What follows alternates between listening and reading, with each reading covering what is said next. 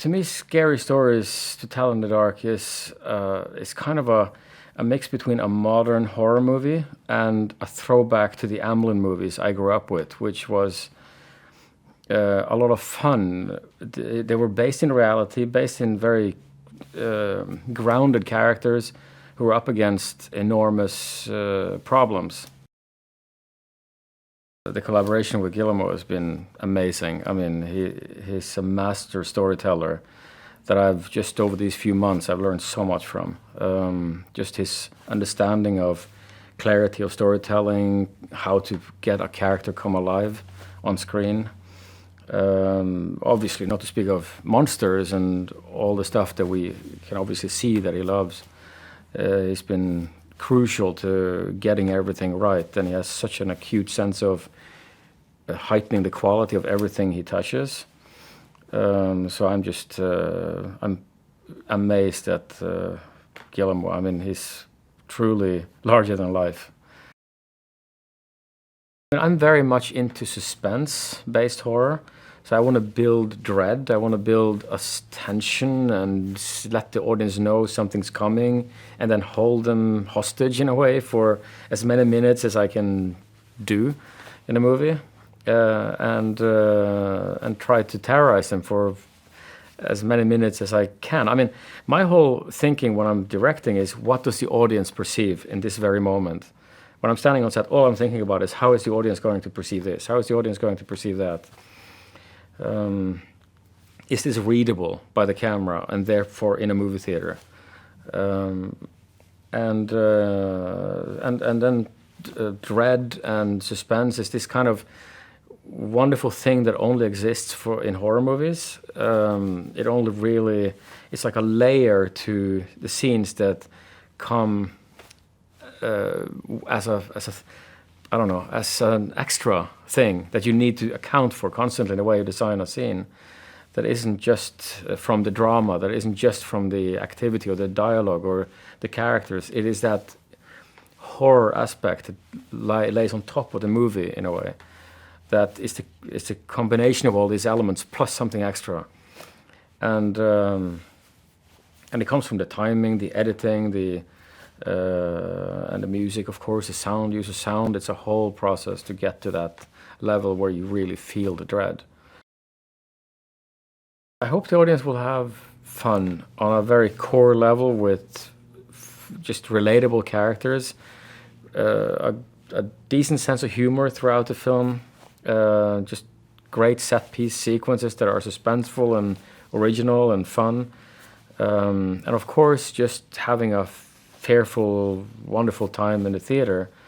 Obviously, it's a horror movie first and foremost, so I really hope that the audience will come out feeling like they've been scared for 2 hours, but additionally getting a lot of things that they weren't expecting. I hope the movie feels grander than your normal horror movie, that it feels more epic, that it feels more, at the same time, timeless. We are creating or recreating some of the most cherished, scary, fun, sort of entertaining horror tales that are anthologized in those books. But we do it in a way that is seamless with the story. You don't notice. It's just the tale starts little by little and it comes to a conclusion beautifully. André is a great director, and a director that directs beautiful set pieces of horror. So you have the recognizing the thing to come and elbow each other and giggle and then be really scared. It's a beautiful, beautiful thing.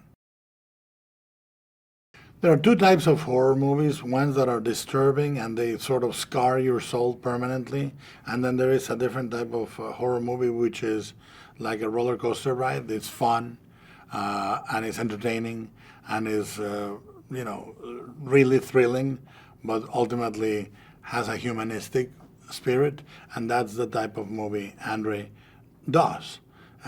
You are having fun getting scared, and he was perfect for this.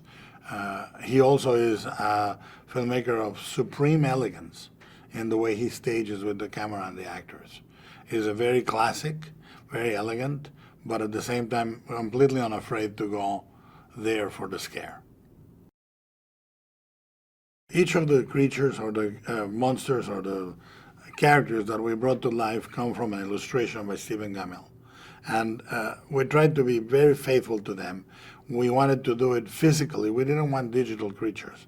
We wanted to do suits, prosthetics, to put the real things in front of the camera.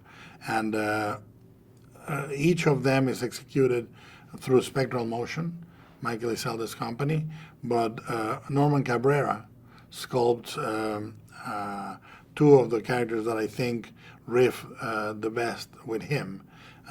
The corpse on the big toe and the scarecrow in Harold. And then Mike Hill, who sculpted the creature in the Shape of Water, and to me is a superb character sculptor, executes the Pale Woman in a story called The Room, and a creature that we took from 2 or 3 stories and connected it called the Jingle Jangly Man, and is this creature that is assembled from pieces. And there's other stories that come into play, but you will see them. They're like Easter eggs. The funny thing is, every single set piece André did is scary.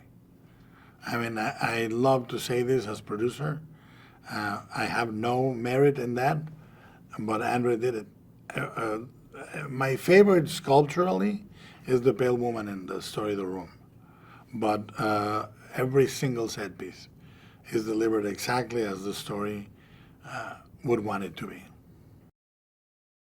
Hey, it's Lisa here. Did you know that the first picture to sweep all 5 major Academy Awards, winning for Best Picture, Best Actor, Best Actress, Best Director and Best Screenplay, was Frank Capra's It Happened One Night from 1934. The second movie to do the same was One Flew Over the Cuckoo's Nest from 1975. Do you like my t-shirt? You can get one for yourself in the description below.